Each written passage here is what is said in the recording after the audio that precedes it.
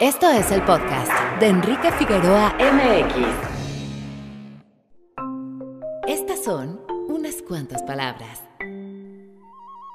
Tras meses de sitio, mientras la población moría de hambre, sed y peste a causa de la viruela, el ejército que defendía México Tenochtitlan desfallecía. Las desventajas armamentísticas y la fuerza de los enemigos cobraban sus dolorosos efectos. Fue el 13 de agosto de 1521, hace 500 años, cuando la guerra concluyó en la ciudad gemela de Tlatelolco. Cuauhtémoc, último tlatoani del Imperio Mexica, fue presentado ante el conquistador español Hernán Cortés. Señor Malinche, ya he hecho lo que estoy obligado a hacer en defensa de mi ciudad y no puedo más. Toma ese puñal que tienes en el cinto y mátame.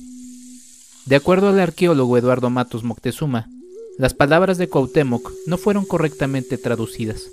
Lo dicho por el guerrero en náhuatl fue traducido al maya por Malintzin, y del maya se tradujo al castellano por el clérigo español Jerónimo de Aguilar. Las palabras, realmente, debieron haber sido: toma ese puñal que tienes en el cinto y sacrifícame. Cuauhtémoc buscaba su lugar como guerrero acompañando al sol, es decir, a su dios, Huitzilopochtli, pues al ser capturado en combate, este debía ser sacrificado para completar así su ciclo desde el orto hasta el mediodía. Cortés no lo mató. Bueno, no en ese momento. Tras la caída de la capital mexica, Cortés y sus huestes se resguardaron en Coyoacán, al tiempo que Tenochtitlan era limpiada y saneada. El proceso se llevó a cabo de 1521 a 1523. Los templos fueron demolidos, entre ellos el Gran Teocalli, el Templo Mayor. Su destrucción significó un reto importante, pero con el tiempo, así como los demás edificios de la ciudad, terminó enterrado bajo las edificaciones de los nuevos inquilinos. Bajo la tierra del centro histórico de la Ciudad de México, yacen los restos de la antigua México Tenochtitlan. Al tiempo que se fue secando el lago que alguna vez la rodeó, la ahora capital mexicana se hunde. ¿Será la venganza de los antiguos dioses para con los nuevos? ¿O será simplemente una muestra del doloroso nacimiento de la nación que somos ahora?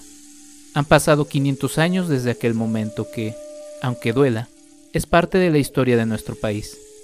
A 500 años de ese hecho, nos toca reflexionar, no a partir de mitos, no a partir de resentimientos, a partir de historia. El llanto se extiende, las lágrimas gotean allí en Tlatelolco. Por agua se fueron ya los mexicanos, semejan mujeres, la huida es general. ¿A dónde vamos, oh amigos? Luego, ¿fue verdad? Ya abandonan la Ciudad de México, el humo se está levantando, la niebla se está extendiendo. Se ha perdido el pueblo mexica. Poema tomado de un manuscrito indígena de 1528.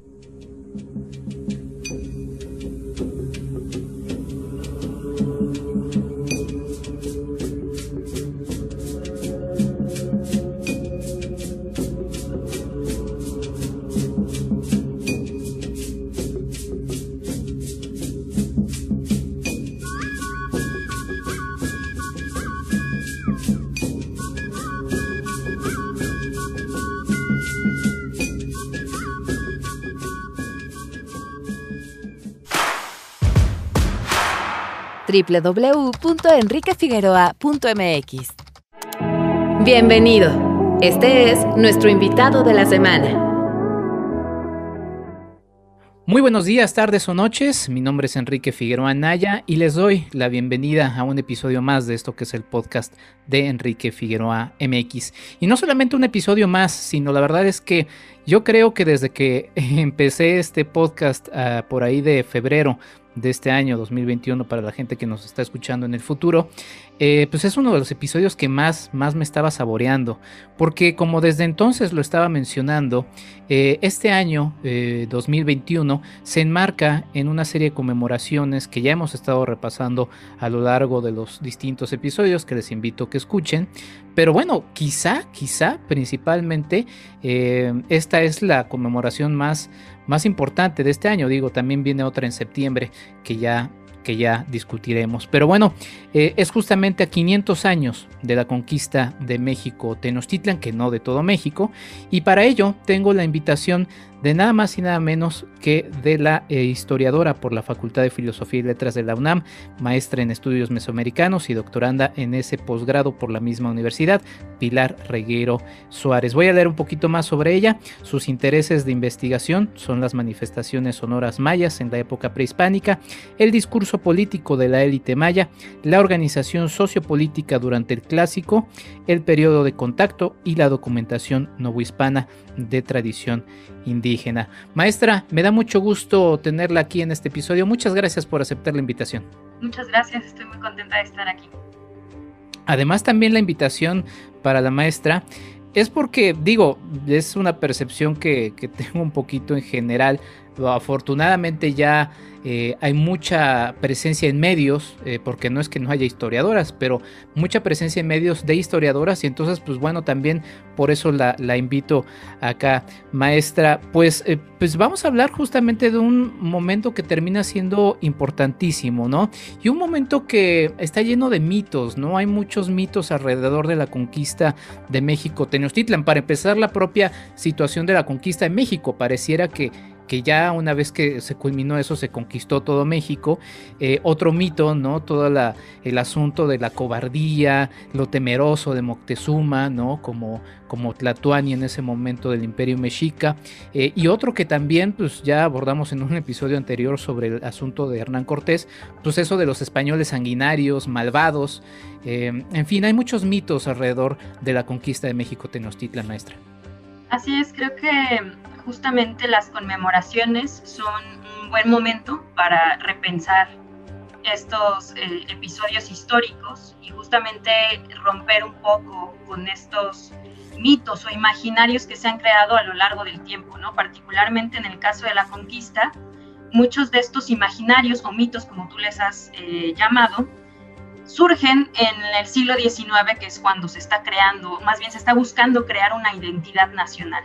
Entonces es muy importante separarse un poco de ese pasado español, novohispano, y por supuesto, cuando se toca el tema de la conquista, pues es muy importante también separarnos y marcar claramente a estos personajes que son buenos y son malos dentro de la historia. Es una de las características, sobre todo de la historia nacional, ¿no? Que maneja la historia oficial y la historia nacional. Y como te decía, este momento de conmemoración pues nos permite repensar estos mitos, más bien destruirlos un poco, si se me permite decir eso, para empezar a tener una visión más objetiva de lo que representó ese momento histórico, en este caso la conquista.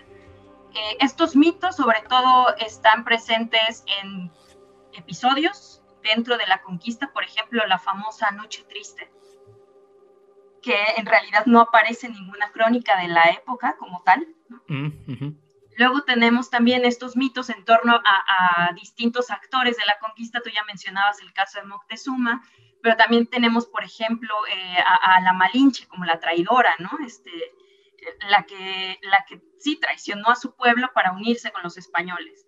Y después tenemos este mito de que en 1521 se acaba la época prehispánica y entonces se inicia ya el periodo novohispano, como si esa conquista fuera la conquista de todo el territorio que después sería Nueva España, ¿no? Más bien me atrevería a decir que es la primera conquista. Después van a haber muchas conquistas en condiciones muy diferentes, con actores muy diferentes, e incluso, por ejemplo, en el caso de Yucatán, pues varios siglos después de la conquista de México Tenochtitlan, ¿no? Entonces, es interesante porque aparte siempre llama mucho la atención esta cuestión de los mitos, y cuando ponemos realmente sobre la mesa y nos ponemos a reflexionar, nos damos cuenta que es mucho más complejo de lo que creíamos y que efectivamente este imaginario es el que está más presente entre, digamos, la gente en general, ¿no? De lo que conoce la conquista. Sí, sin duda. Ahora que mencionaba también la resistencia indígena maya, dedicamos también un episodio a la llamada Guerra de Castas, ¿no? También hay ya distintos nombres, pero bueno, todavía la conocemos así, entonces sirve como un marco de referencia, que bueno, también se recordó a inicios del presente año. Y maestra, el mundo indígena en el territorio que hoy es México, pues justamente como marca, pues no era, o sea, no era México, no era una nación unida, ¿no? Inclusive el propio México todavía podremos ahí reflexionar si todavía es una nación totalmente unida desde muchas partes. Habría que mandar un saludo también a los zapatistas, que por cierto en estos momentos andan allá en Europa, en un momento que termina siendo muy relevante. Pero ¿cómo era el mundo indígena, maestra, en estos años? Pues Mesoamérica en ese momento estaba lleno de muchísimos pueblos, muchísimas culturas, con lenguas muy diferentes, incluso dentro de las regiones mesoamericanas que los investigadores han, digamos, propuesto para intentar conjugar por similitudes culturales y estudiarlas, ¿no? La cultura, por ejemplo, la zona maya, la cultura maya, la cultura del altiplano, las culturas del altiplano central, el Golfo de México, etcétera, pues también son, digamos, parámetros que ponemos nosotros los investigadores para hacer más fácil la investigación, pero lo cierto es que incluso dentro de esas zonas que culturalmente pueden ser similares, pues la cantidad de pueblos son grandísimas y la diversidad cultural es grandísima. Entonces, en ese momento ocurría exactamente lo mismo.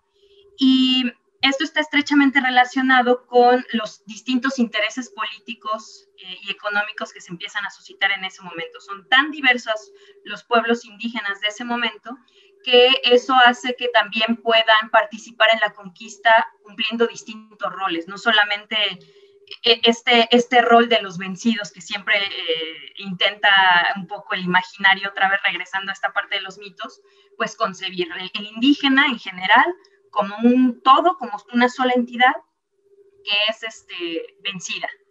Y no tomamos en cuenta que es tan diverso en ese momento la región mesoamericana que hay muchísimos pueblos con distintos intereses políticos y económicos que se van a insertar en el proceso de conquista a partir también de esos propios intereses, ¿no? Ya había pasado el esplendor maya, ¿no? Ya había pasado, pues, bueno, una época en la que usted se especializa, que es el clásico, ¿no? En donde Teotihuacán es una de las zonas centrales. El imperio mexica era el grupo, la sociedad indígena en esta Mesoamérica más desarrollado, tecnológica, económica, socialmente. No me atrevería a decir que es el pueblo más desarrollado, porque digamos que la organización política que tenían los mexicas en ese momento, pues era bastante diferente a la organización política de otros, digamos, de otras zonas en Mesoamérica, ¿no? Por ejemplo, en el caso de los mayas, el poder no estaba tan centralizado como en el caso de los mexicas, era un poder mucho más corporativo, descentralizado, y esto pues hacía que las dinámicas, otra vez políticas y económicas, fueran muy diferentes a las de el Estado mexica. Sin embargo, es indudable que pues los mexicas en ese momento tenían una influencia política bastante grande a través de distintas estrategias que implementaban y pues llegaron a, digamos, a dominar política y económicamente a distintas zonas en Mesoamérica, ¿no? Entonces, incluso se llega a llamar el Imperio Mexica. Pero digamos que por esta red de influencia que llega a conseguir en el posclásico, pues se convierte en uno de los estados principales en Mesoamérica. Sin embargo, esto no quiere decir que sea superior o que sea el más importante, porque, repito, los contextos y las formas de organización son tan diferentes que cada quien está dominando en su zona de forma distinta, ¿no? En el caso de la zona maya está ocurriendo cosas completamente distintas en donde los mexicas tienen contacto, pero digamos la influencia no es tan directa, y eso no quiere decir que en esa zona haya un menor desarrollo cultural. Ahorita andaremos en este asunto del poder corporativo, poco como lo mencionaba, o la centralización del imperio mexica. Cualquier parecido con nuestra contemporaneidad es mera coincidencia o no. Y maestra, le preguntaba sobre esto, asunto del desarrollo, porque pues es el encuentro de dos mundos, ¿no? Por ahí he leído que, digo, igual es una cosa así que suena como ciencia ficción, pero si llegaran los extraterrestres en algún momento, pues no sería tan impactante para nosotros ese encuentro, porque ya de alguna manera lo imaginaríamos, ¿no? Para estas dos comunidades no se esperaban encontrarse unos a otros, y además en el desarrollo, pues podríamos decir que es un poco injusto si lo queremos ver así, porque eran dos etapas de desarrollo en Europa, y no sobre todo en España, con la etapa de desarrollo que iban viviendo los pueblos mesoamericanos, ¿no? Fueron dos momentos históricos diferentes que también, pues, también fue parte de la clave del triunfo o bueno, sí, del triunfo militar en ese momento de los españoles para con el Imperio Mexica. Hay que decir aquí dos cosas que me parecen muy importantes e interesantes de discutir. La primera de ellas es que ya desde que llegan o que hay contacto con tierra firme de los europeos en América, que es en 1517 cuando se da la primera expedición a tierra firme, ya hay, o sea, ya hay los mexicas, por decirlo de alguna forma, ya saben, se enteran de la presencia de gente extraña en la península de Yucatán. Esto vuelve otra vez a esta diversidad cultural en Mesoamérica que estaba completamente conectada. O sea, a pesar de que era tan diverso, no quiere decir que las distintas culturas o los distintos pueblos estuvieran completamente aislados. Había una red de comunicación impresionante y esto hacía que también no solamente los bienes viajaran por toda Mesoamérica, ¿no? Sino que también la información. Entonces, en este sentido, cuando llega Cortés, digamos que no es ajena a esa información. Ya saben que han llegado gente extraña o extranjera a la península de Yucatán 2 años antes. Después, en cuanto a esta diferencia, me gusta más llamarle así, diferencia cultural o tecnológica, hay que decir que sí, hay una diferencia abismal, sobre todo ideológica, que me gustaría más como puntualizar en esto, hacer énfasis en esto, y tecnológica en ciertos elementos.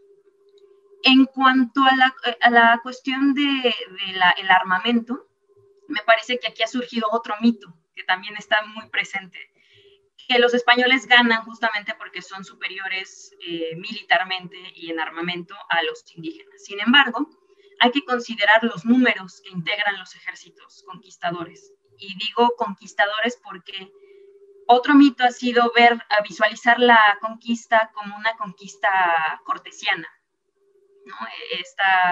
Este personaje de Hernán Cortés como un todo en el que giran distintos personajes que son menores, pero que conforme nos adentramos a estudiar esta expedición nos damos cuenta que en realidad hay distintos actores que están a la par de Cortés y que incluso van a ser muy importantes porque son los que van a poner una gran cantidad de soldados. Y me refiero justamente a los indígenas conquistadores, a los indígenas aliados. Cuando se dan las distintas batallas, realmente lo que gana es la cantidad de soldados indígenas que conocen las técnicas de militares indígenas en ese momento, que tienen armamentos que son mucho más efectivos para atacar digamos, a los mexicas, y también para atacar en estos contextos que no eran muy parecidos a los de la península ibérica. Entonces, sí, algunas armas son a lo mejor mucho más letales, pero si comparamos la cantidad, son muy pocas las armas españolas que están dentro del enfrentamiento bélico de la conquista, comparado con la cantidad de armas y soldados que están acompañando a las huestes, que también son conquistadores, ¿no? Muy miles. Claro, claro, es muy interesante lo que marca, maestra, y sobre todo sobre estas cosas que puntualiza, tendría dos preguntas para también concretar. Ya había entonces conocimiento de estos españoles que dice que estaban en Yucatán, que justamente son a partir de los cuales la Malinche aprende, ¿no? ¿Ya tenían entonces conocimiento del Imperio Mexica de estos hombres? O sea, literalmente de la presencia de estos hombres ahí. Sí, efectivamente, ya desde que llegan las expediciones de Grijalva y de Córdoba, en 1517, 1518 y después la de Cortés en 1519, pues en primer lugar los mayas de Yucatán ya saben porque son los que tienen el primer encuentro. Y después, pues esa información viaja, entonces saben que hay personas extrañas, ¿no? Incluso Cortés cuando llega, pues ya sabe que hay españoles ahí viviendo por producto de un naufragio, ¿no? El famoso Jerónimo de Aguilar y Gonzalo Guerrero, que pues la población sabe que no son de ahí, son extraños. Claro que no saben que vienen de la península ibérica, ¿no? Es un imaginario más complejo, pero son personajes que están ahí y que su presencia llega a oídos de los mexicas, ¿no? Imagínate una entidad o un estado tan importante como es los mexicas en ese momento, la Triple Alianza, que no esté al tanto de lo que está ocurriendo en otras zonas de Mesoamérica, ¿no? Volvemos a lo mismo, no son personas aisladas, están en constante movimiento, están en constante contacto, no solo por la vía comercial, ¿no? Incluso esta vía de la información que es tan importante a nivel político. Si quieres dominar, tienes que saber qué ocurre en todos lados. Sí, cualquier parecido otra vez con la realidad y nuestra contemporaneidad es mera coincidencia. Y sobre el otro que también mencionaba, maestra, mencionaba esto, porque bueno, obviamente también como toda la historia y así ha pasado y seguirá pasando, pues le estarán escribiendo quienes la vayan ganando, ¿no? Entonces esta percepción de Cortés como el centro de la conquista, pues también, y también porque a nivel político le importaba mucho marcar eso a Cortés en aquellos años, pues termina siendo lo que termina llegándonos hasta nuestros años. Pero hay nombres de indígenas líderes, por así decirlo, de los conquistadores de México Tenochtitlan, justamente, porque pues sí, podríamos decir que son indígenas conquistadores de México Tenochtitlan. Sin duda alguna, las fuentes que más están presentes, ¿no? en los estudios históricos, pues son estos productos de los españoles, ¿no? Las mismas cartas de relación de Cortés, la famosa historia de Bernal Díaz del Castillo, que escribió muchos años después de la conquista. Y al final hay que tomar en cuenta que todas estas fuentes están escritas bajo los intereses de sus autores, ¿no? Muchos están tratando de quedar bien con la corona y están tratando de justificar estos servicios que prestaron en la conquista para obtener distintos beneficios, las famosas mercedes, ¿no? Las encomiendas, etcétera, incluso títulos nobiliarios, etcétera. Y esto lo traigo a colación porque muchos digamos, de estas fuentes van a invisibilizar ciertos momentos y también a ciertos actores con la finalidad de exaltar a la persona que lo está escribiendo, porque volvemos a lo mismo, quiere quedar bien con la corona española. Sí. Pero esta fórmula legal, al final en ese momento, es replicada también por esta otra parte, los indígenas conquistadores, que también quieren obtener beneficios de este rey tan importante que es el que les están comentando que está organizando todo esto, ¿no? Y entonces empiezan a surgir también documentos en donde los indígenas conquistadores hacen su relación de méritos y servicios. El más famoso de todos es el lienzo de Tlaxcala, que también recientemente se ha estado repensando y se ha estado estudiando porque es la crónica que hacen los tlaxcaltecas, que son los principales aliados y no los únicos, pero sí los principales aliados de los españoles en la conquista. Y ellos hacen el recuento desde la alianza con los españoles, cómo se bautizan y abrazan la religión católica, son ya también súbditos de la corona, y luego empiezan a narrar todas las campañas de conquistas, y refiero aquí en plural, porque Tenochtitlan, la conquista de Tenochtitlan es solamente una parte. Ellos van a acompañar y a integrarse más bien a las distintas campañas de conquista en otras zonas, en tiempo después de la caída de México Tenochtitlan. Entonces relatan, por ejemplo, su participación en la conquista de Michoacán, la participación en la conquista de Centroamérica con Pedro de Alvarado. Entonces es muy interesante porque ahí vemos la otra visión de la conquista, la visión indígena de la conquista. Entonces, los conquistadores no solamente fueron españoles y no solamente fue Hernán Cortés, hay un montón de indígenas conquistadores, y esto te estoy poniendo el ejemplo del lienzo de Tlaxcala, hay muchos documentos de otros conquistadores, por ejemplo en Oaxaca, que también se están integrando a estas conquistas y que quieren obtener beneficios dentro de sus comunidades por parte de la corona, y exactamente igual que están haciendo los españoles conquistadores en ese momento. Ahora que hablaba de estas fuentes de tradición indígena, que es por cierto uno de sus temas de interés, como ya lo mencionaba al inicio, he estado visitando Tlatelolco recientemente y obviamente está esta placa que es la más célebre en donde se menciona la caída, ¿no? El 13 de agosto de 1521 de Cuauhtémoc, pero hay otra que me llama mucho la atención, que hace referencia a un texto de los Anales de Tlatelolco, que es otra de las fuentes de tradición indígena, ¿no? En donde se menciona que Cuauhtémoc ya era líder de Tlatelolco. Y entonces investigando ahí pareciera que pues, los tlatelolcas dicen, no, no, no, a ver, los mexicas Cuauhtémoc no era mexica, era tlatelolca antes que mexica, y porque además era un motivo de orgullo finalmente Cuauhtémoc, y pues ahí había una rivalidad entre tlatelolcas y mexicas muy importante. Me llama mucho la atención esa placa que por cierto lamentablemente anda pintarrajeada últimamente, pero es muy interesante porque uno se encuentra estas versiones encontradas entre los propios indígenas. Esto que dices es bien interesante porque volvemos otra vez a este pensamiento de homogeneizar todo, ¿no? Y nos damos cuenta que es bien complejo, hay muchísima diversidad, y claro que los mexicas se hacen un poco con el poder en la zona, pues empezando a pelear con digamos, los pueblos locales, ¿no? Y empezando a aliarse con otros poblados. En el caso de Tlatelolco, por ejemplo, pues eran enemigos de los mexicas en un primer momento, y en realidad Tlatelolco forma parte del gobierno mexica a través de una conquista. Esto hablando muchísimo antes de que lleguen los españoles, ¿no?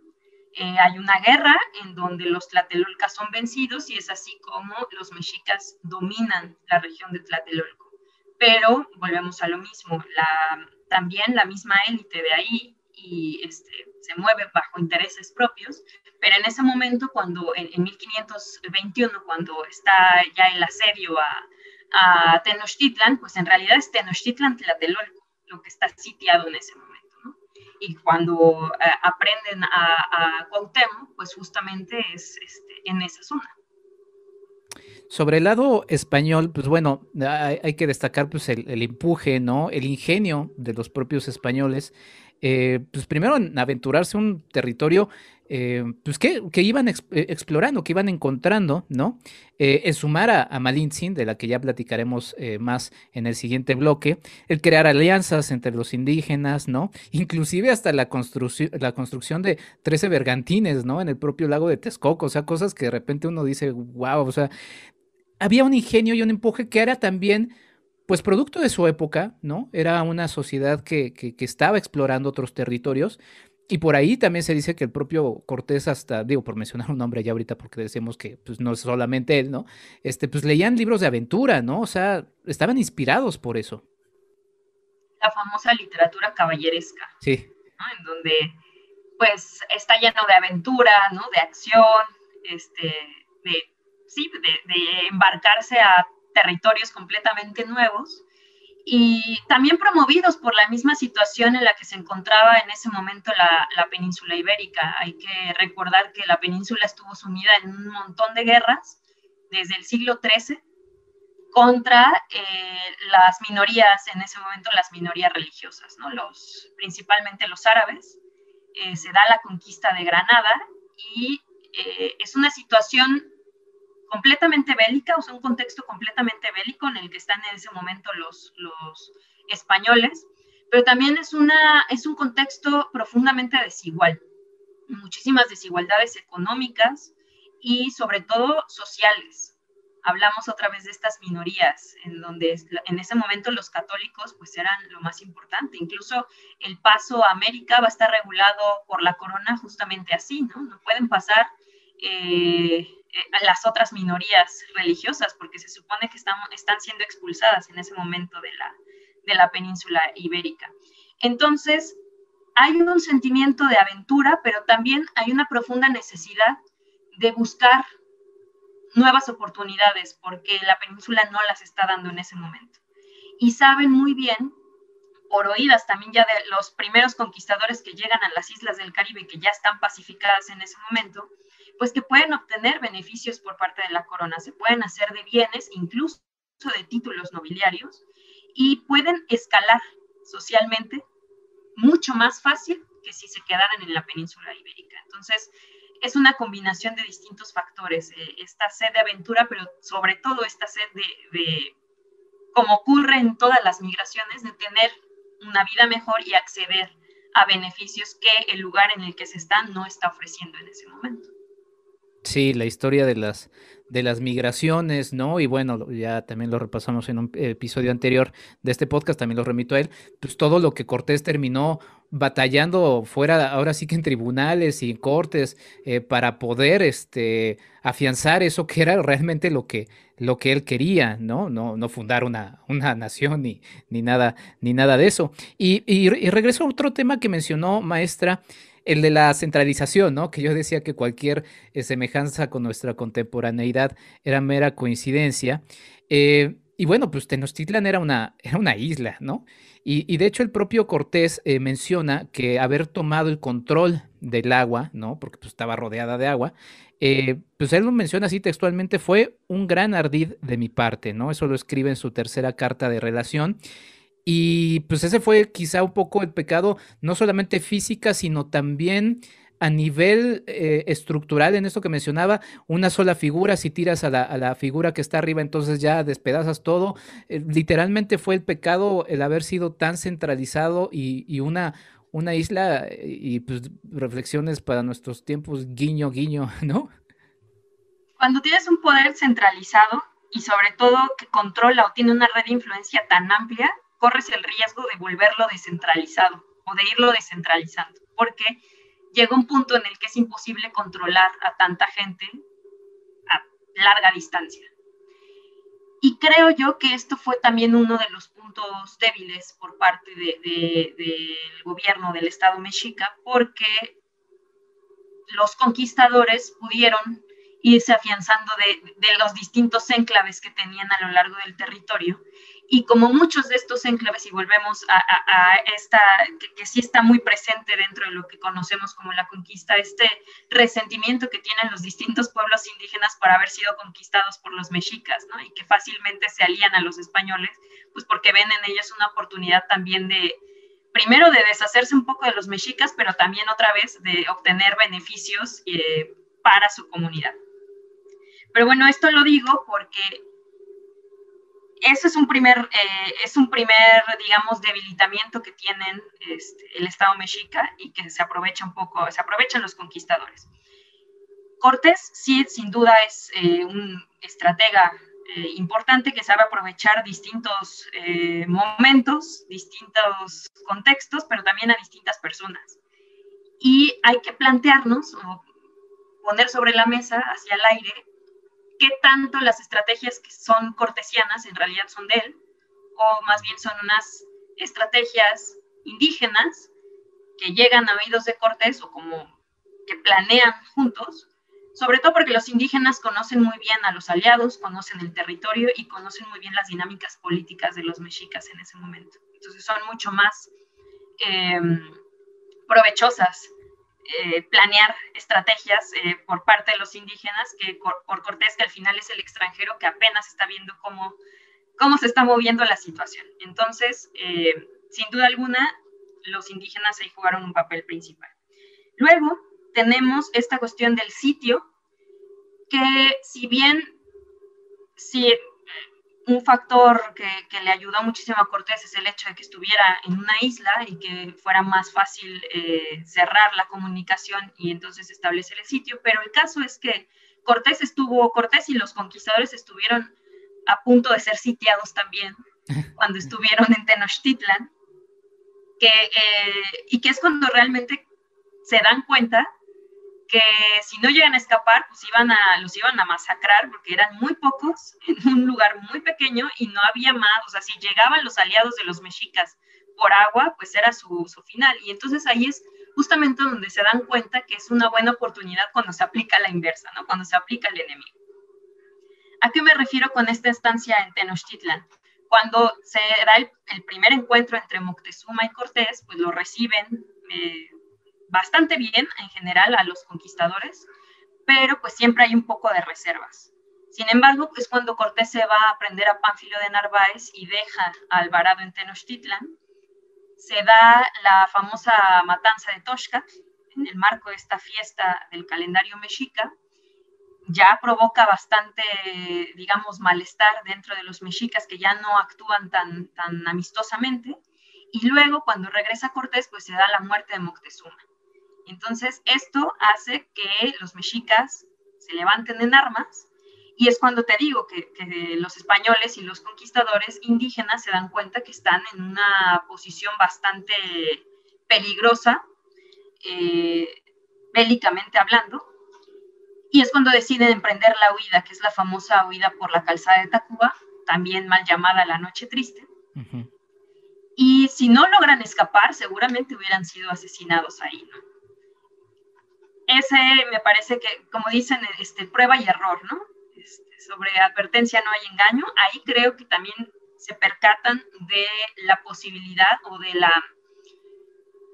de lo provechoso que resulta ser en ese momento la isla para poder atacar, no solamente ya por tierra, ¿no? Sino sobre todo por agua, porque al final es el medio que está rodeando a esta ciudad, y de ahí que construyan los 13 bergantines, y de ahí que empiecen a sitiarlos a lo largo más bien de ir ganando pueblos aliados de los mexicas a lo largo del lago, hasta ya tenerlos completamente rodeados, y entonces sí, cerrar toda la comunicación a través de la red de calzadas que tenía en ese momento la ciudad de Tenochtitlan, y pues después de 3 meses ya obtener la rendición por parte de Cuauhtémoc. Muy interesante todo esto que destaca, y continuamente me deja pensando, ¿no?, en todos estos aspectos, porque pues sí, otra vez remarcando que conocemos la versión, por ejemplo, de Cortés, ¿no?, de los españoles de esto, pues Cortés no tenía una formación militar, ¿no? O sea, todas estas estrategias militares pues debieron de haber provenido o de sus compañeros o de los propios indígenas, ¿no? Y otra vez hablando de estos mitos, pues mitos que se han hecho tan fuertes, ¿no?, como en este texto de Elena Garro, ¿no?, de la culpa de los tlaxcaltecas y culpa a traidores, que terminan y terminan hasta nuestros días, ¿no? Hay un chiste muy recurrente que no voy a dejar de mencionar acá, en el que a alguien le reclama, un mexicano le reclama a un español, es que tus antepasados, ¿no? Y dice, no, mis antepasados se quedaron allá en España, los tuyos, o sea, los que vinieron, pues también son tus antepasados, ¿no? Entonces, pues una serie de elementos, maestra. Vamos a hacer una pausa para seguir platicando de a 500 años de la conquista de México Tenochtitlan. Obviamente un episodio de podcast es insuficiente para hablar de todos los detalles. Ya también la maestra nos dirá en otros espacios donde también ha hablado y seguirá hablando del tema, así como muchos historiadores. La verdad es que para un historiador estos momentos son padres porque se hace mucho, se escribe mucho y bueno, y con las nuevas tecnologías pues todavía más. Regresamos a esto que es el podcast de Enrique Figueroa MX. Estamos hablando de a 500 años de la conquista de México Tenochtitlan con nuestra invitada, la maestra Pilar Regueiro Suárez. Ya regresamos. Hablemos de diseño y construcción con el arquitecto Jorge Figueroa Márquez. Tenochtitlan, la ciudad que cautivó a los españoles hace 5 siglos. Era un espectáculo maravilloso de lagos y canales, una de las mayores ciudades del mundo, casi mística, que Cortés y sus hombres pronunciaban a su entender como Tenustitán, Tenestecán, Temixtitán. Comentaba Cortés con admiración que sus calles de agua, por las que se transitaba en canoas, eran atravesadas por puentes que eran tan sólidos y anchos que podían pasar 10 caballos juntos a la par. Las ciudades de Tenochtitlan y Tlatelolco se asentaron en islotes y se extendieron progresivamente, ganando espacio sobre la laguna y ciénagas que ocupaban el Valle de México, el cual era una cuenca cerrada por montañas en el sur que impedían la salida del agua. Tenochtitlan, o como también era conocida, la Venecia del Nuevo Mundo, era una ciudad lacustre, ubicada en medio de más de 2,000 kilómetros cuadrados de agua, básicamente en el lago de Texcoco, en el que abundaba la pesca, y era una ciudad en donde se practicaba una agricultura muy productiva basada en un sistema de chinampas que permitía altos índices de población. Era una ciudad aislada a la que solo se podía acceder por 3 calzadas, con casas principales pertenecientes a los vasallos de Moctezuma. Era una urbe refinada, con baños públicos, con una treintena de palacios que albergaban finas cerámicas y elegantes enseres textiles. El palacio de Moctezuma, incluyendo sus jardines, ocupaba una superficie de 2,5 hectáreas, más extenso que muchos palacios españoles. Los habitantes de Tenochtitlan desarrollaron un alto grado de ingeniería hidráulica, y su ejemplo más claro es el acueducto de Chapultepec, que contaba con 2 canalizaciones, una que siempre se mantenía activa mientras se le daba mantenimiento a la otra, y que era el principal sistema de abastecimiento de agua potable a toda la ciudad. No hay que olvidar que las aguas que rodeaban Tenochtitlan eran mayormente saladas. Los habitantes de la ciudad, mejor conocidos como los mexica, aprovecharon todos los recursos disponibles para orientar y ensanchar su espacio en el medio lacustre, desarrollando técnicas innovadoras y muy efectivas para edificar su ciudad, que según comentan los estudiosos del tema, era de alrededor de 200,000 habitantes, lo que equivale a decir que era de mayor tamaño que Roma, París o Sevilla. Alimentar a tal población implicaba la ocupación de 4,000 cargadores diarios, un enorme movimiento de personas y mercancías para un amplísimo mercado. Gracias a los estudiosos del tema, hoy sabemos que la fundación de Tenochtitlan en medio del lago de Texcoco, rodeado de pantanos y juncos, no fue voluntaria, sino obligada, ya que, como población emigrante, los mexica habían sido constantemente expulsados de casi todos los sitios donde pretendieron establecerse, y fue en esta zona inhóspita donde se les permitió quedarse. Tenochtitlan era una ciudad impresionante por su tamaño, por sus hermosos jardines y por sus espaciosos palacios y plazas. Tenía un encanto especial. Las ruinas que quedan de la antigua capital mexica, destruida tras los combates que dieron la victoria a Cortés y sus aliados indígenas, siguen teniendo un encanto especial que recuerda la grandeza y el misticismo de ese imperio ahora extinguido. Hasta la próxima.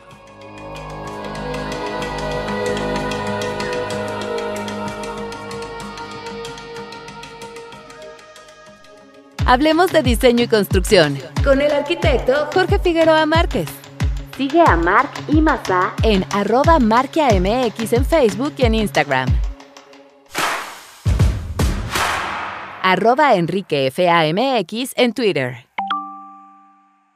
Y regresamos a esto que es el podcast de Enrique Figueroa MX. Estamos hablando a 500 años de la conquista de México Tenochtitlan con la maestra Pilar Regueiro Suárez.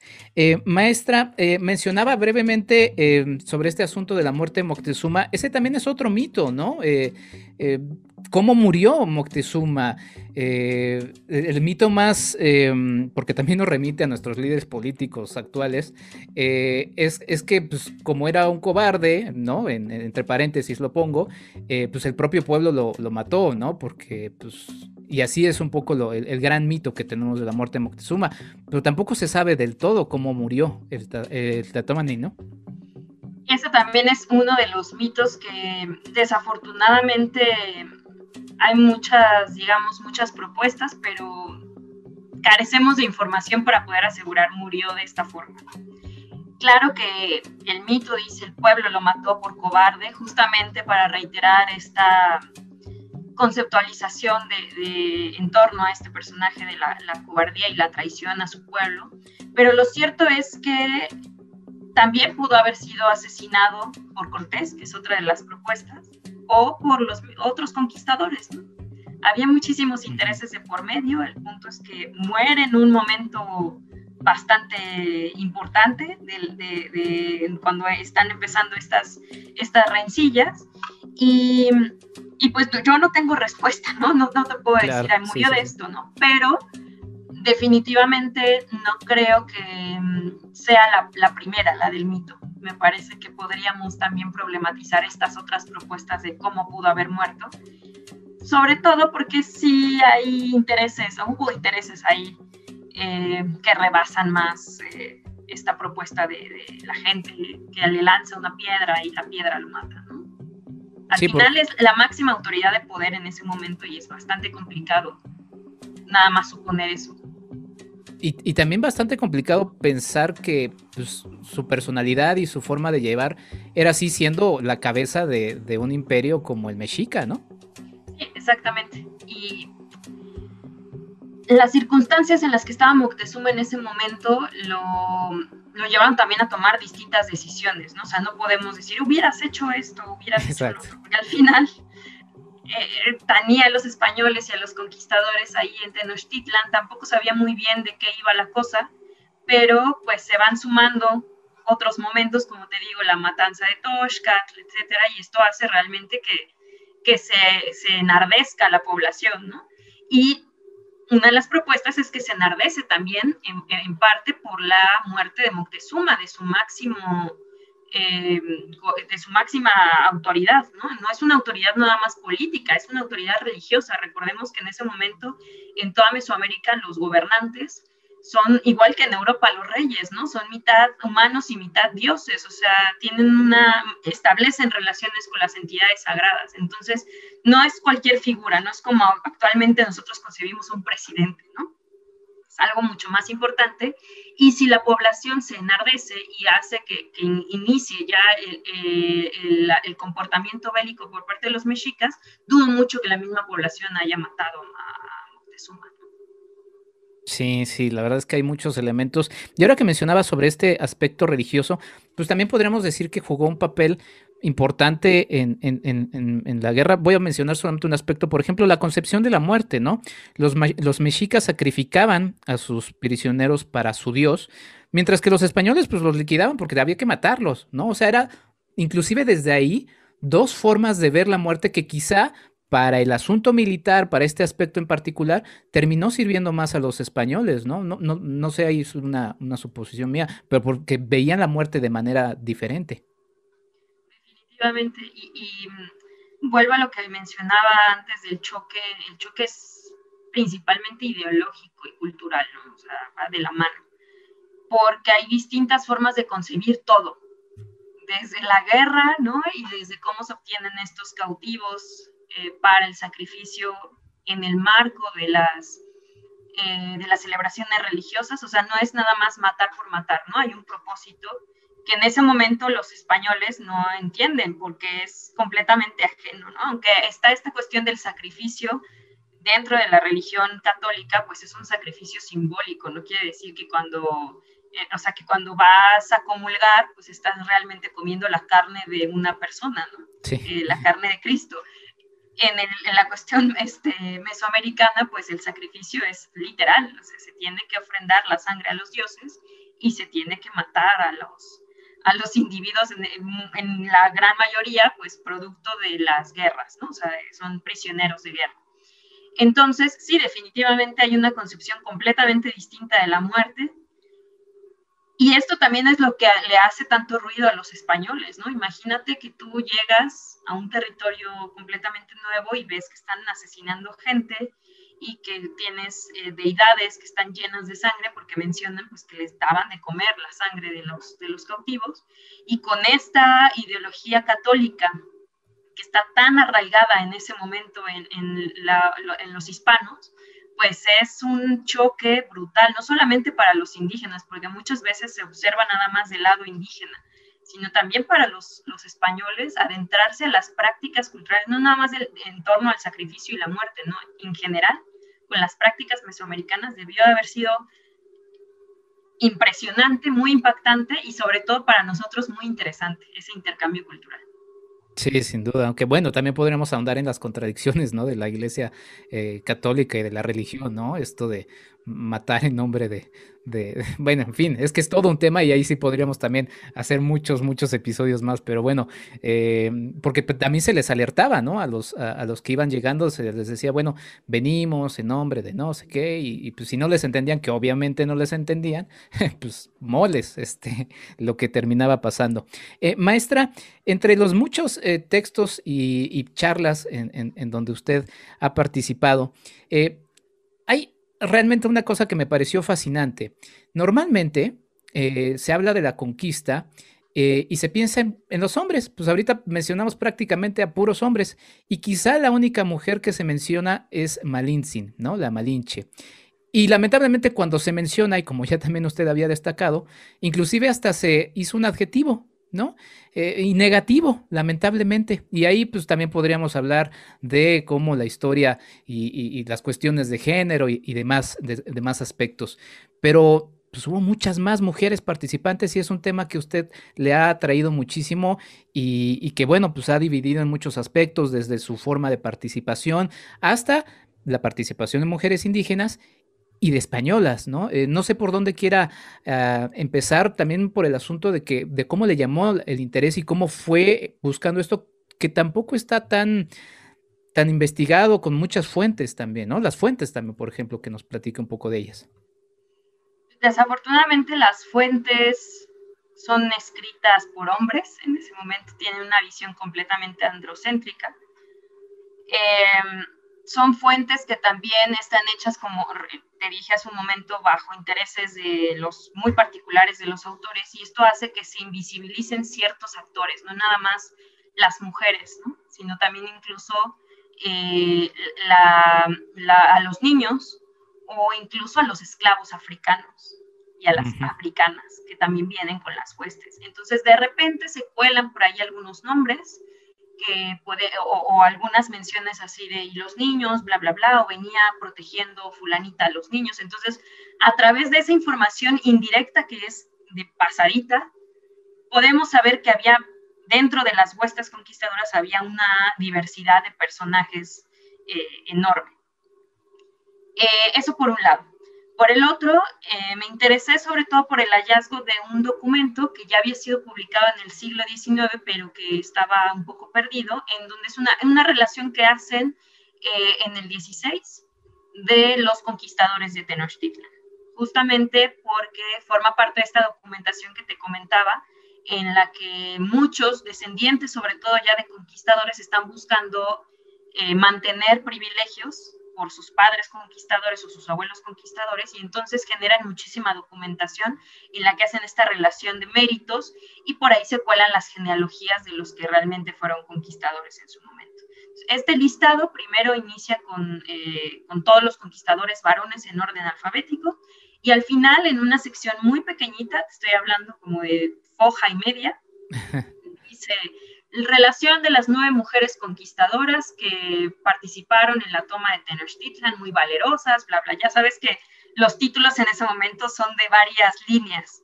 Sí. Y se cuelan nombres de algunas mujeres. Lo interesante de esta lista, que si bien muchas de estas mujeres se aparecen, por ejemplo, referidas en otras fuentes como el mismo Bernal, o en fuentes posteriores, la obra de Torquemada, etcétera, etcétera. Lo interesante es que viene referido en pocas líneas qué fue de ellas, qué obtuvieron por la conquista. Algunas obtuvieron encomiendas, otras obtuvieron otro tipo de mercedes, algunas mencionan ahí con quién se casaron, si tuvieron hijos, si no tuvieron hijos, ¿no? Entonces, eso es muy interesante, porque además de que nos cuenta un poco más de la vida o qué pasó con estas mujeres en muy pocas líneas, o sea, tampoco es una información tan apabullante, lo interesante también es saber qué obtuvieron estas mercedes al igual que los varones, y al igual que obtuvieron mercedes algunas mujeres de la nobleza indígena, como la misma Malinche, ¿no? Entonces, de ahí me surgió el interés y empecé a indagar en otro tipo de fuentes. Surgen más nombres y también, sobre todo, surgen pues este interés de empezarlas a, no sé si sea bueno utilizar este término, pero a clasificar el tipo de participación que tuvieron en la conquista. Y te das cuenta que no solamente tienen este rol, por ejemplo, de traductoras, como en el caso de Malinche, que Malinche no es la única mujer que funge como traductora, sino que también participan, en el caso de las indígenas, en la diplomacia, en el establecimiento de las distintas alianzas políticas, y también participan como soldados, también, igual las españolas, y participan sobre todo aprovisionando a las huestes. Dado el rol que desempeña la mujer en ese momento, tanto en las sociedades mesoamericanas como en las hispanas, pues está estrechamente relacionado con esta cuestión de la preparación de alimentos, el cuidado de los hijos, ¿no? En este contexto bélico, pues la curación de heridos o de enfermos, y desafortunadamente este es el sector que está más invisibilizado, hay menos información de ello, pero probablemente la mayoría de las mujeres, tanto indígenas como españolas, estuvieron desempeñándose en este rubro, y yo me atrevo a decir que es el más importante porque no podemos imaginar a un ejército mal comido, mal vestido, porque sabemos que remendaban la ropa, y también pues mal atendido terapéuticamente, ¿no? O sea, probablemente las bajas hubieran sido mayores. Y a pesar de la importancia que tiene esta parte, es la que más se omite tanto en las fuentes de ese momento como en los estudios sobre la conquista en la actualidad. Digo, no generalizo porque hay muchas autoras y autores que han trabajado este tema, pero sí es un tema que, digamos, está ahí relegado, un poco escondido, y que casi no sabemos muy bien de qué pasó con esas mujeres españolas e indígenas, cómo convivieron, cómo participaron. Sí, que trágicamente nos habla de coincidencias, ¿no? Tanto del mundo español como del mundo indígena en ese momento, de los roles de género, como a 500 años la situación del género en nuestro tiempo. O sea, la verdad es que son coincidencias de esas que uno no quisiera que permanecieran. Maestra, y a platicar sobre el asunto y la participación de los africanos, también lo remito a un episodio en donde hablamos, por ejemplo, de Vicente Guerrero, ¿no? Con un pasado afromexicano. El propio Morelos, ¿no? Que también en su juicio y demás decían, bueno, si no lo matamos, pues que se regrese a su tierra, que es África, ¿no? O sea, cosas así espeluznantes que bueno, nos hablan de eso. Pero ¿viajaron niños en la primera expedición de Cortés o fue posteriormente? Seguramente esto no se refiere, digamos, de manera explícita, pero sabemos por otras narraciones que muchas, por ejemplo, en el caso de las mujeres indígenas, muchas viajaban entre las huestes conquistadoras embarazadas, y en algún momento daban a luz, y no se podía abandonar al niño, ¿no? O sea, tenía que ir, y seguramente muchas llevaban familia, que eran las esposas de los soldados, y muchas viajaban con estos infantes. Tampoco podemos descartar que las españolas no se embarazaran en ese momento, porque muchas viajaban con los esposos que eran también conquistadores, y que pudieran también incluso hasta pelear embarazadas. Sabemos en el caso de Malintzin, sí es claro, cuando viaja a Centroamérica, Malintzin va embarazada. Entonces, así como ella, seguramente muchas otras mujeres viajaban así. La información de los niños sobre todo viene, te digo, por esta información así como secundaria, pero en un poblado que era aliado de los mexicas en Tlaxcala, Escalpulalpan, se da un enfrentamiento en donde apresan a varios conquistadores, yo ahorita lo voy a denominar así en general, y los sacrifican dentro de una ceremonia y los colocan en el Zompantli del lugar. Y es muy interesante porque cuando se analizan los restos, digamos, entran los arqueólogos, sacan esta evidencia, y los antropólogos físicos analizan los huesos, se dan cuenta que habían sacrificado no solamente a indígenas, varones, españoles varones, incluso hay algunos caballos, sino que también hay restos de mujeres españolas, africanas y de niños. Wow. Entonces, aunque no haya, digamos, información en las fuentes históricas, otro tipo de fuentes, como son las arqueológicas, también nos arrojan datos que son complementarios y que nos hablan de una diversidad étnica y de género dentro de los conquistadores. En este caso, pues son los conquistadores, del ejército conquistador, integrado por hombres, mujeres, niños, tanto hombres y mujeres blancas como hombres y mujeres africanos, que están también participando, repito, dentro de los distintos rubros que ya mencioné, en la conquista de esta zona, ¿no? De rumbo a la conquista de México. Que además es curioso porque pues sí resultaría algo obvio, ¿no? O sea, si vinieron esclavos hombres, pues también vendrían mujeres, y si había hombres y mujeres, y pues, es natural que hubiera embarazos. Entonces son cosas que son obvias, pero que no están en nuestro imaginario y que ya después uno lo reflexiona y dice, pues claro, pues era obvio, era natural que eso sucediera. Y maestra, y para mencionar algunos nombres, usted ha mencionado algunos nombres justamente entre las mujeres tlaxcaltecas, ¿no? Entre las nobles, que también menciona en textos y charlas que les invitamos a que ustedes revisen bajo el nombre de la maestra Pilar Reguero Suárez. Y pues quizá denos algunos nombres para no quedarnos siempre con Malinche, ¿no? Con Malintzin. Por lo menos ahorita del lado indígena y ahorita entramos también al lado español, que también es muy interesante. Hay muchísimos nombres de mujeres indígenas, sobre todo, digamos, que no pertenecían a la élite o a la nobleza indígena en ese momento, que están completamente borrados de la historia, pero pues que están ahí. O sea, sabemos que había mujeres ahí en las huestes. Pero sobre todo los nombres que llegan hasta nuestros días provienen justamente de las nobles.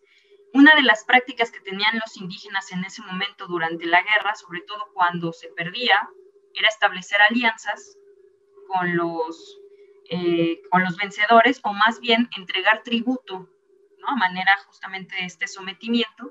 Y dentro del tributo nosotros siempre imaginamos pues bienes de objetos, ¿no? O sea, comida, a lo mejor algún tipo de bien de prestigio en ese momento en Mesoamérica, jade, oro, etcétera. Pero el hecho es que otro bien muy preciado por los indígenas eran las mujeres, porque al final eran las transmisoras del linaje y eran las que podían establecer realmente una alianza con el otro sector a través del matrimonio. Entonces, cuando se da una de estas primeras batallas en Centla, con Cortés, pues le otorgan 20 mujeres, entre las que va la famosa Malinche. Pero nosotros sabemos el caso de Malintzin y qué pasa con las otras, otras 19. Sin duda alguna, Malintzin es muy importante por estas tareas diplomáticas, estas tareas de traducción, es bastante privilegiada a nivel lingüístico, pero no creo que haya sido la única mujer que dominaba varias lenguas. Otra vez porque la comunicación en Mesoamérica era constante, entonces seguramente todos eran, si no todos, una gran mayoría era bilingüe. Pero digamos que Malintzin ahí también fue una mujer bastante inteligente y bastante provechosa para armar distintas estrategias diplomáticas. Cuando llegan a Tlaxcala, sucede lo mismo, ¿no? Bueno, van pasando por varios pueblos y las mujeres siguen siendo, digamos, ofrecidas a los españoles, porque hay que establecer alianzas y como digo, sobre todo alianzas matrimoniales con los conquistadores. Cuando llegan a Tlaxcala, que va a ser el pueblo principal, aliado principal de los españoles, pues también le ofrecen mujeres a los españoles. Y aquí sí se menciona que se le otorgan a Cortés 300 mujeres indígenas, entre las que van nobles y las que van más iguales, es decir, mujeres del común. Pero entre las nobles, pues van nada más y nada menos que las hijas de los señores principales de Tlaxcala. O sea, por eso es que digo que son un bien muy preciado, no es como cualquier objeto, porque son nada más y nada menos que las hijas, las transmisoras del linaje, las que van a sellar a través de la sangre esta alianza, a través del matrimonio. Y aquí sabemos, por ejemplo, el caso de Luisa Tecuilhuatzin, de Lucía. O sea, conocemos, digamos, en algunos casos los nombres castellanos, una vez que son bautizadas, porque para los españoles, pues es muy importante, al menos en apariencia, pues poder casarse o mantener relaciones sexuales con mujeres que ya están bautizadas, aunque sabemos que esto es un poco una pantalla, porque no podemos dejar de lado que hubo muchísimas vejaciones en torno a las mujeres por parte de las huestes españolas. Pero bueno, estos son como los nombres que conocemos. Algunas de estas mujeres tlaxcaltecas se casaron con los Alvarado, con Pedro, el famoso Pedro, y con su hermano, Jorge, y que lo acompañaron a las distintas campañas de conquista. Pero también tenemos, por ejemplo, el caso de las Moctezuma, la famosa Isabel Moctezuma, que tuvo también un hijo de Cortés. Sí. Que entonces, son estos casos, pero sobre todo de mujeres de la élite indígena, de distintos pueblos, pero pues son mujeres que por su estatus social participaron de manera directa con los conquistadores, pero esto no quiere decir que no hubiese otras mujeres que también pudieron ser casadas con otros soldados españoles o que pudieron estar entre las huestes y que hicieron labores diplomáticas y también de traducción, porque había que comunicarse. Entonces, no solamente es Malinche. Sí, muy, muy interesante. Y esto que remarcas sobre las mujeres como transmisoras del linaje, pues bueno, sigue persistiendo, ¿no? No solamente en reinos europeos, ¿no? O en otros continentes, hasta nuestros días, ¿no? En varias regiones de nuestro país, ¿no? O sea, hay muchas cosas que siguen persistiendo. Y de las mujeres españolas, maestra, inclusive tenemos hasta una mujer que blande espada y que inclusive los propios hombres, imagínense qué tan sorprendente era para ello, que hasta los hombres escribieron de ella, ¿no? Sí, digo, pues, en esto de que pues ellos nada más van construyendo la historia. Platíquenos de estas mujeres españolas que también pues fueron conquistadoras, ¿no? Entre los nombres, hay muy pocos nombres, seguramente, igual que en el caso de las indígenas, hay muchísimas mujeres más, pero destacan las españolas sobre todo en este ámbito de la guerra como soldados y también realizando actividades de curación, de preparación de alimentos, de preparación de las huestes, etcétera, de las armas, etcétera. El caso que mencionas es el de María de Estrada, que es la más famosa, porque también es de la que más se ha escrito y de la que más información se tiene por distintos tipos de documentación. No solamente la refieren los cronistas, sino también en documentación posterior a la conquista sale a relucir su nombre, se conoce que recibió encomiendas, es de las pocas mujeres españolas que reciben encomiendas por ser conquistadora. Y ella, es muy interesante su historia, que también está bastante fragmentada, porque ella llega primero a Cuba. Entonces, no sabemos si ella aprende a utilizar las armas en España, en la península ibérica, en este contexto que te mencionaba, que también es bastante belicoso, o si más bien adquiere entrenamiento militar estando ya en América, en las islas del Caribe. Lo cierto es que ella participa en una expedición, en la primera expedición de conquista de Cuba. Es apresada por los indígenas, matan al resto de la tripulación y ella es tenida cautiva durante varios años hasta que llega otra tripulación española y finalmente la rescata, pero sobre todo van a conquistar, ¿no? Digamos que por fortuna para ella, pues sale viva de esa situación. En ese contexto, ya de conquistadora, porque ya estaba participando en expediciones de conquista, conoce y se casa con uno de los principales soldados de Cortés, que es Pedro Sánchez Farfán. Sabemos que se casa ya no en Cuba, sino en Santo Domingo, en la Española, y que Sánchez Farfán pasa con los hombres de Cortés en 1519, en esa expedición. Pero por alguna razón ella no pasa en esa expedición, ella va a pasar un año después con Pánfilo de Narváez, seguramente aprovechando el viaje para encontrarse con el esposo. Lo cierto es que ella empieza a ser referida en algunas batallas en la expedición de conquista liderada por Cortés, y sobre todo va a aparecer en la Noche Triste, en la huida de Tacuba.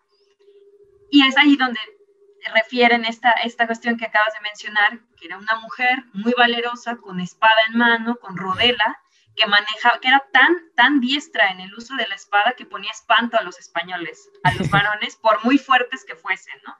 Y este es bien interesante porque vemos cómo las mujeres que rompen con los roles de género en esa época, pues provocan asombro, y por eso es que llegan a ser registradas en las fuentes, porque están rompiendo con esos roles de género, aun cuando también hubieran mujeres usando armas en la península ibérica, aunque son pocas, y que incluso seguramente no era la única que sabía usar las armas, porque sabemos que otras mujeres españolas que venían con Estrada, pues también habían estado en la península, en las islas del Caribe.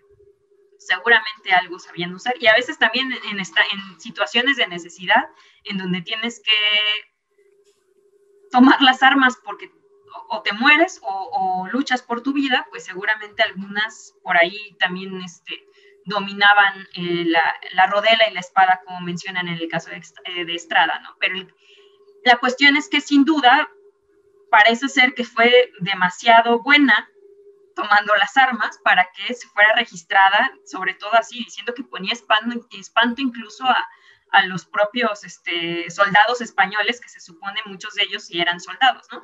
Aunque también hay que decir que una mínima parte de los españoles que viajan con Cortés eran realmente soldados, o sea, que tenían un entrenamiento bélico. Muchos fueron aprendiendo sobre la marcha y justamente eso nos hace pensar que las mujeres españolas también estuvieron en esas mismas circunstancias. El caso es que incluso ella va a ser conquistadora del Valle de Morelos, años después de la conquista de México, y las encomiendas que recibe van a ser, a diferencia de lo que podríamos pensar, van a ser por esos servicios de conquista en el Valle de Morelos y no por la conquista de Tenochtitlan. Seguramente se sumaron, pero es interesante que las encomiendas están en Morelos porque ella fue conquistadora también de esa zona. Incluso se dice que fue fundadora, una de las fundadoras de Puebla de Los Ángeles. Wow, qué interesante. La verdad es que, pues sí, es que todas estas cosas, una vez que se platican, que se reflexionan, pues sí son naturales, era otro contexto, o sea, estas mujeres se tenían que defender, no había las fuerzas públicas y aún así tampoco son suficientes y hay mujeres que todavía también saben usar las armas, pero en fin, el asunto es que es algo que parece obvio, pero que luego escapa de nuestro imaginario y terminamos pensando otra historia que pues más bien, y lo pido para nuestros escuchas, pues pensemos que no, o sea, no son historias de papel, eran historias como las nuestras, nada más que en otros contextos, otros momentos. Maestra, podríamos seguir platicando y platicando. Yo le agradezco mucho su tiempo, de verdad se lo agradezco enormemente, como lo mencioné al inicio de este episodio. Para mí es uno de los episodios más esperados, para mí ha sido una delicia platicar con usted, pero quizá voy a cerrar con la pregunta más compleja. Si bien para nosotros como historiadores, pues es muy divertido, pues sí, porque nos gusta la historia, ¿no? O sea, nos tiene que gustar, además de que, bueno, sí nos vamos encontrando con cada cosa, pero es muy divertido platicar de esto. Estas conmemoraciones justamente también son muy entretenidas porque nos da un chance de platicar, de compartir, pero ¿con qué reflexión se queda a 500 años de la conquista de México Tenochtitlan? Por eso digo que es quizá la pregunta más compleja, maestra.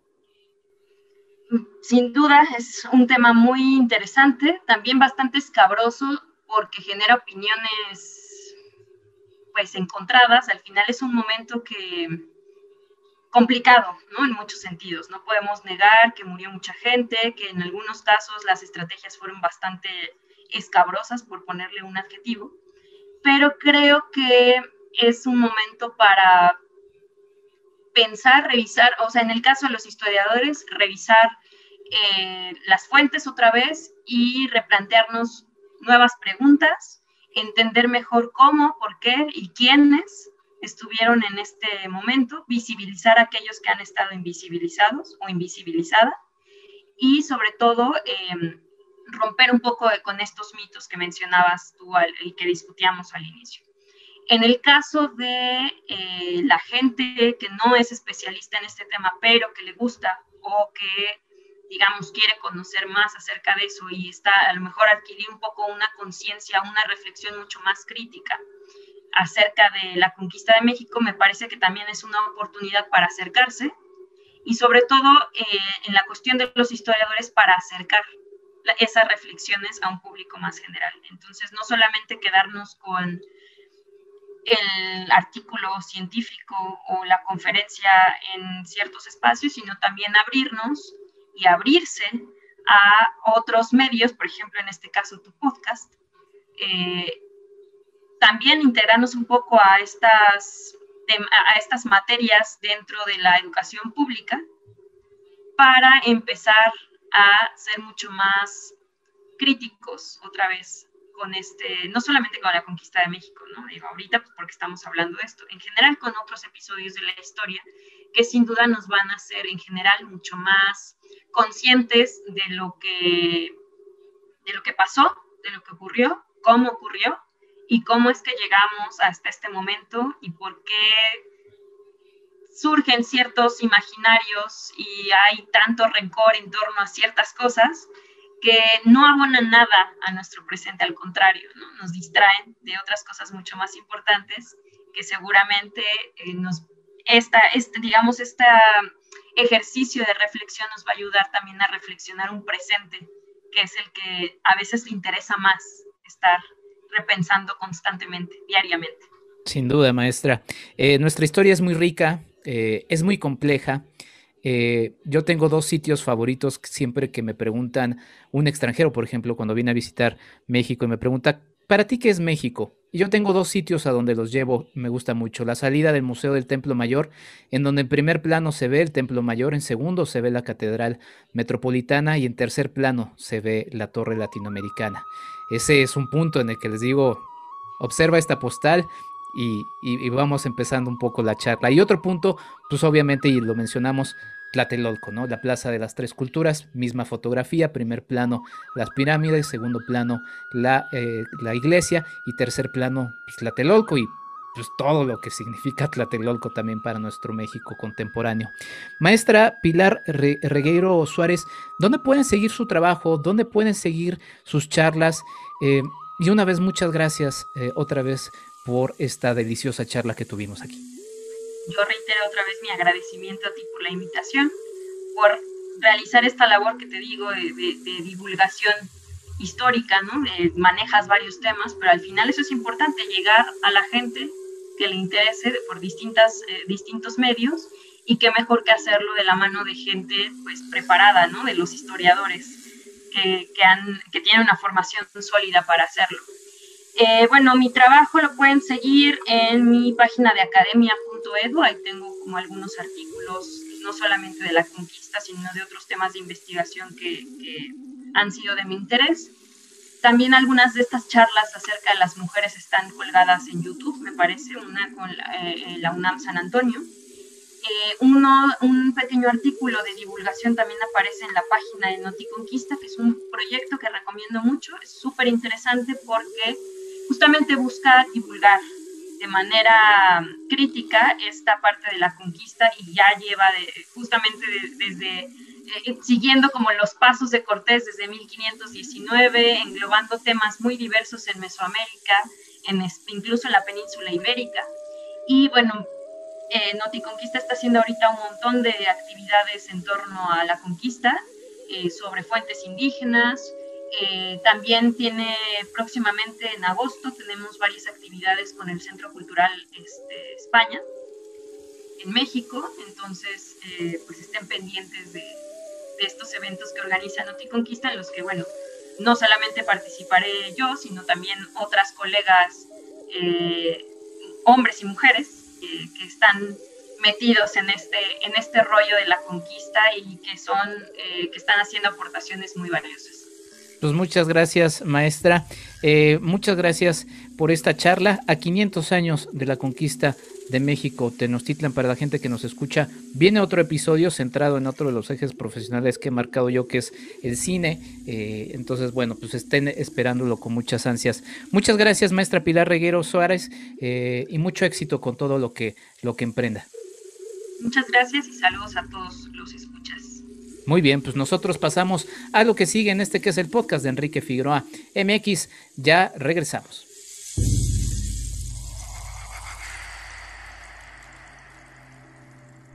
Nuestra recomendación para el fin de semana. En pleno recuerdo de la caída de México Tenochtitlan, la invitación es a imaginarnos la majestuosidad de la que fue la gran capital del Imperio Mexica. Un estímulo importante para alborotarnos la mente es sin duda la música. ¿Cómo se escuchaba la ciudad fundada por los mexicas de acuerdo a sus textos en 1325? ¿Cómo eran los paisajes sonoros que acompañaron a los habitantes de aquel centro de la enorme mancha urbana, que para sus años de esplendor era la más grande del mundo? Nacido en Uruapan, Michoacán en 1952, el autodefinido etnomúsico Jorge Reyes ofreció a lo largo de su breve pero prolífica carrera una propuesta interesante que, por cierto, elegí como musicalización de este episodio. Músico por la Universidad Nacional Autónoma de México, Jorge Reyes se destacó siempre por sus estudios. En los años 60, aprendió de la música clásica, así como de la electrónica y del jazz europeos, pero también se interesó en los sonidos de la India y del Tíbet. En los años 80, fundó una de las agrupaciones más importantes de México, Chacmol. Junto a Armando Suárez, el grupo es hasta el momento uno de los mejores ejemplos del rock progresivo nacional. En su sonido, se combinaron instrumentos prehispánicos, como por ejemplo, el teponaztle. Como solista, Jorge Reyes realizó 26 discos. Todos ellos, sobra destacar, obras que merecen una detenida escucha. Su trabajo fue de reivindicar a las culturas mesoamericanas. Se caracterizaba de jaguar en sus actuaciones e invocaba siempre a los principios sagrados de las culturas antiguas. Jorge Reyes trascendió el 7 de febrero de 2009 a los 57 años de edad en la colonia Condesa de la Ciudad de México. Afortunadamente, de él nos queda su música, su imaginario. De su álbum El Dios Desollado de 1994, escuchamos Danza del Tambor.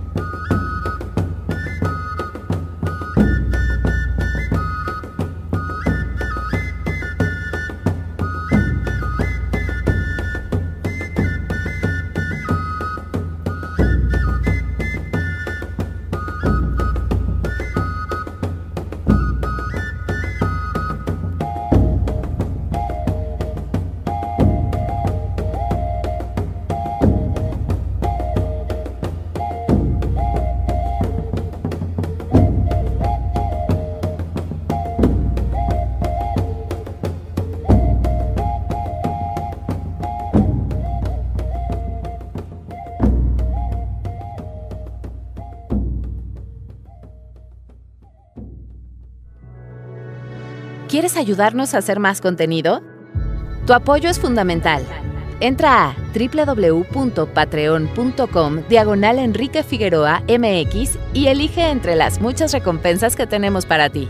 Desde un agradecimiento en este podcast hasta tu participación en un cineclub en línea donde tú puedes elegir el tema. Además de 50% de descuento en nuestros cursos, talleres y tours. ¡Únete! Sé parte de esta comunidad.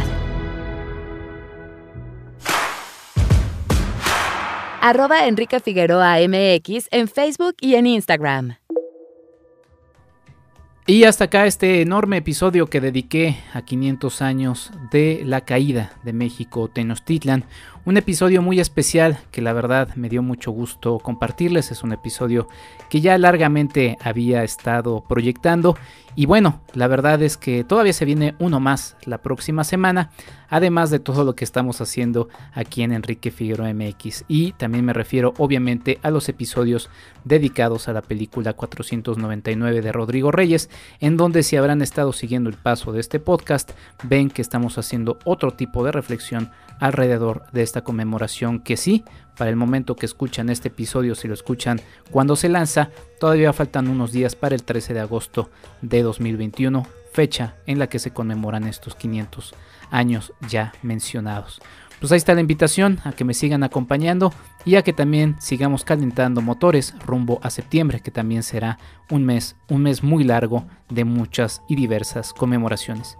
Muchas gracias a mis Patreon, muchas gracias Claudia Villegas, muchas gracias Ligia Plácido, muchas gracias a ustedes que me escuchan episodio a episodio. Yo soy Enrique Figueroa Anaya, nos escuchamos en un episodio más de el podcast de Enrique Figueroa MX. Ya saben, si les gusta mucho, compartan. Si les gusta muchísimo, sean Patreon a través de patreon.com/Enrique Figueroa MX. Ahí están las diversas recompensas a las que ustedes pueden ser acreedores. Hasta la próxima.